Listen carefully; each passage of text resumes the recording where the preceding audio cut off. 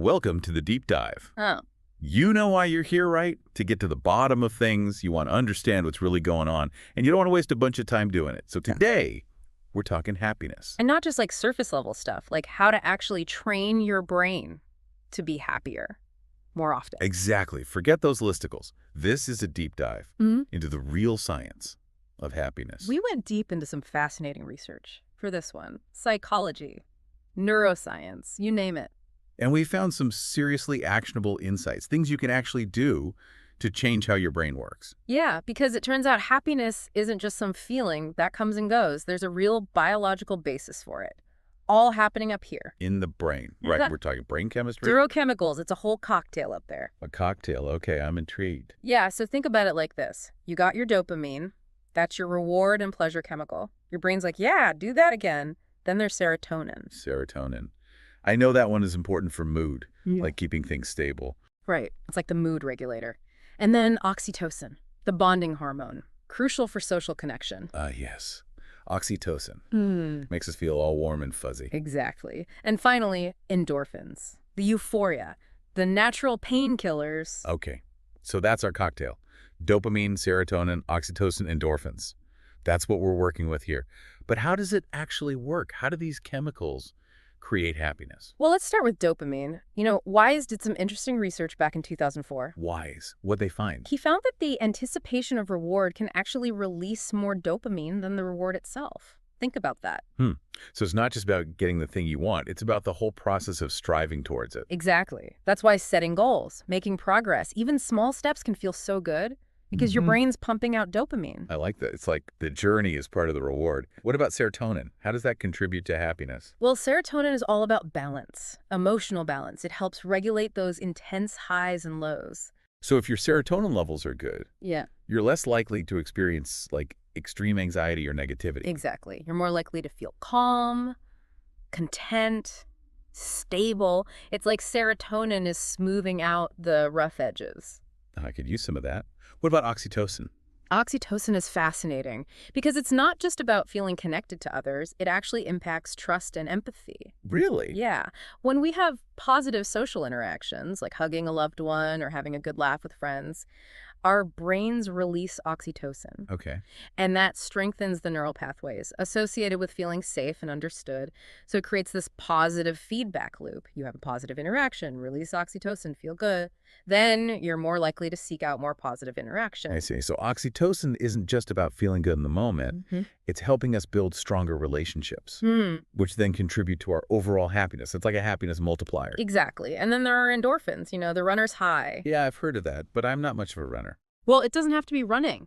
Endorphins are released anytime you do something physically challenging or even just enjoyable. Laughter, music, a good meal. So the little bursts of joy, that's endorphins at work. Yep. They bind to the opioid receptors in your brain, creating that sense of euphoria and pain relief. Natural pain relief. Wow. So we've got this whole system in our brains dedicated to making us feel good. Yeah. But there's more to it, right? Certain parts of the brain are more involved in happiness than others. You got it. The prefrontal cortex. That's the big one. Prefrontal cortex, the CEO of the brain. You know it. It's responsible for all the high-level thinking, planning, decision-making, and importantly, emotion regulation. So that's how we control our emotions, our reactions to things. Exactly. Now, Davidson did some really interesting research on this back in 2004. He found that people with more activity in the left prefrontal cortex, The left side. yeah, they tend to experience more positive emotions, and they're more resilient to stress. So it's like the left side of the prefrontal cortex is our happiness center. You could say that. And here's the really cool part. Davidson's research suggests that we can actually train our brains to increase activity in that left prefrontal cortex. Wait, so we can actually make ourselves happier by changing our brain activity? That's the idea. It's not just about accepting whatever level of happiness we're born with. We can actually train our brains for more joy, more resilience. Okay, I am officially on board. So how do we do it? How do we train our brains for happiness? Well, there are several really effective practices. One of the simplest and most powerful is gratitude. Gratitude, like just being thankful for things. Exactly. When you consciously focus on what you're grateful for, your brain releases dopamine and serotonin. So it's literally rewarding you for being grateful. Right. And the more you practice gratitude, the stronger those neural pathways become, making it easier to feel grateful and happy in the future. So how do we make gratitude a habit? Lots of ways. Keep a gratitude journal. Write down a few things you're thankful for each day. Express gratitude directly to others. Reflect on positive experiences, even small things. I've heard of gratitude journals, but it's interesting to know the actual science behind it, like how it's physically changing your brain. Right. Emmons and McCullough did a study on this back in 2003. They found that people who practice gratitude regularly reported higher levels of happiness and lower levels of depression. That's pretty convincing. What about mindfulness meditation? I hear that's good for happiness too. Mindfulness is all about training your attention to be in the present moment without judgment. Okay. So you're noticing your thoughts and feelings as they come up, but you're not getting swept away by them. You're just observing. Sounds kind of hard. It takes practice, but the benefits are huge. Reduced stress, enhanced mood, better emotional regulation. And how does mindfulness lead to happiness? By helping you create space between your thoughts and your reactions, so you're not constantly reacting to every little thing that pops into your head. So you're not letting your thoughts control you. Exactly. You're choosing how you respond. And Tang and his team, in 2015, they found that mindfulness can actually increase gray matter density in areas of the brain associated with emotion regulation and positive thinking. So like mindfulness is literally making your brain stronger in the areas that matter most for happiness. That's amazing. But how do you even start with mindfulness? Start small. Even 5 or 10 minutes a day of focused breathing can make a difference. Find a quiet spot, close your eyes, and just pay attention to your breath. When your mind wanders, gently bring it back. Okay, that sounds doable. And I've heard good things about guided meditation apps too. Definitely. They can be a great way to get started. Okay, so we've talked about gratitude, mindfulness. What about our relationships with others? Yeah, we touched on oxytocin earlier. But how exactly do our relationships contribute to happiness? We're social creatures. Right. Connection is in our DNA. So positive social interactions, they trigger the release of oxytocin, which makes us feel good, but it also goes deeper than that. How so? Strong social connections act as a buffer against stress, and they contribute significantly to our overall life satisfaction. Fredrickson's research in 2001 showed that positive emotions, often sparked by social connection, can actually broaden our thinking and help us build resources that contribute to long-term well-being. So our relationships are literally making us more resilient. Exactly. It's like having a support system for your brain. I like that, a support system for your brain. So how can we strengthen those positive relationships? Be intentional.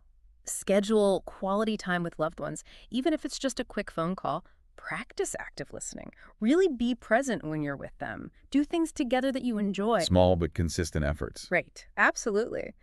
And speaking of things that make us feel good, let's talk about exercise. Exercise. I knew this was coming. You can't talk about happiness without talking about exercise. And there's a good reason for that. It's not just about physical health. Exercise has a huge impact on our mental and emotional state. Okay, tell me more. When we exercise, our brains release endorphins, those natural mood boosters and painkillers. But it also helps regulate stress hormones like cortisol. And it increases production of other beneficial neurochemicals. So it's like a multi-pronged attack on unhappiness. You could say that. Hillman and his colleagues, back in 2008, they did a massive study analyzing tons of research on exercise, and they found that exercise, across all different forms and intensities, consistently improves mood, reduces anxiety and depression, and boosts overall mental well-being. Okay, so I need to exercise more. But what kind of exercise? Do I have to become a marathon runner to be happy? No way. The best exercise is the exercise you enjoy and can stick with. Aim for at least 30 minutes of moderate intensity aerobic exercise, most days of the week. Okay, so that could be like brisk walking, dancing, swimming. Exactly. Find something you like and make it a habit. And don't forget about things like yoga and Tai Chi. Oh yeah, those are good too. They combine physical activity with mindfulness. 2 birds with 1 stone. But there's one more thing we need to talk about. Right. Negative thoughts.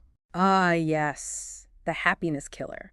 But the good news is we can learn to manage them with a technique called reframing. Reframing negative thoughts. It's all about changing how we interpret events, because it's not the events themselves that cause us suffering, it's our thoughts about them. So how do we reframe those negative thoughts? First, become aware of them. Pay attention to your inner dialogue. What are you saying to yourself? Okay, so notice the thoughts. Yeah. Then what? Then question them. Ask yourself, is this thought really true? What's the evidence for it? What's the evidence against it? So don't just accept them blindly. Challenge them. Exactly. And then once you've challenged them, replace them with more balanced and realistic thoughts. Like, instead of thinking I'm a total failure, I might think, okay, I messed up this time, Uh-huh. but I can learn from it and try again. Exactly. Aaron Beck, the pioneer of cognitive behavioral therapy. He showed how effective these reframing techniques can be in treating depression and anxiety and improving overall well-being. So we can literally change our brains by changing our thoughts. But we've talked about a lot of different techniques. How do we make all of this stick? How do we build habits that support long-term happiness? It's about creating consistent routines that prioritize your well-being. Happy people tend to have good habits around sleep, healthy eating, self-care. So it's not just about doing the big things right. It's about the little things, too, the daily habits. Exactly. Yeah. Like having a consistent sleep schedule, that's huge for mood regulation. Incorporating mindfulness or gratitude into your morning routine. Scheduling small, enjoyable activities throughout the week. It's like building a life Yeah. that supports happiness. But on the flip side, are there things we should avoid doing to protect our happiness? Absolutely. Chronic exposure to negativity, that's a big one. Doom scrolling on social media, toxic relationships, dwelling on negative thoughts, these things can really chip away at your happiness. So how do we minimize those negative influences? Be mindful of what you're consuming. Information, people, everything.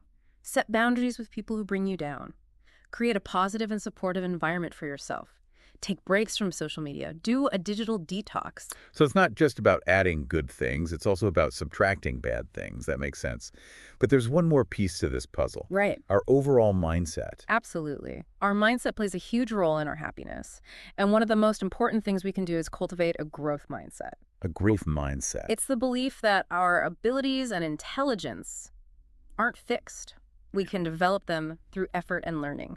This is Carol Dweck's work. So instead of thinking, I'm just not good at this, Yeah. you think, I can get better at this if I keep practicing. Exactly. A growth mindset fosters resilience and a sense of possibility. You see challenges as opportunities for growth, which makes you more likely to persevere and ultimately succeed. And success breeds happiness. That makes sense. And what's another key mindset shift for happiness? Focusing on intrinsic motivation. Intrinsic motivation. It means doing things because you genuinely enjoy them and they align with your values, not just for external rewards, like money or praise. So it's about finding joy in the process itself, not just the outcome. Exactly. When you're intrinsically motivated, you feel more purpose, more engagement, more satisfaction, and that leads to greater happiness. So figure out what you're passionate about, set goals that are meaningful to you, and celebrate the small wins along the way. This has been a truly fascinating deep dive. I feel like I've learned so much about how happiness actually works and how we can take control of it. Me too. The key takeaway is this. Happiness isn't something you find, it's something you build. By understanding your brain Yeah, and using these science-backed practices to train it for more joy, more resilience. exactly. So whether it's gratitude, mindfulness, exercise, strengthening your relationships, reframing negative thoughts, or cultivating a growth mindset, we have so much power to shape our own happiness. And that's incredibly empowering. It really is. So for all of you listening, think about which of these techniques resonated with you the most and what one small step you can take today to start building a happier, more resilient you. That's your challenge for the week. Thanks for joining us on this deep dive. See you next time.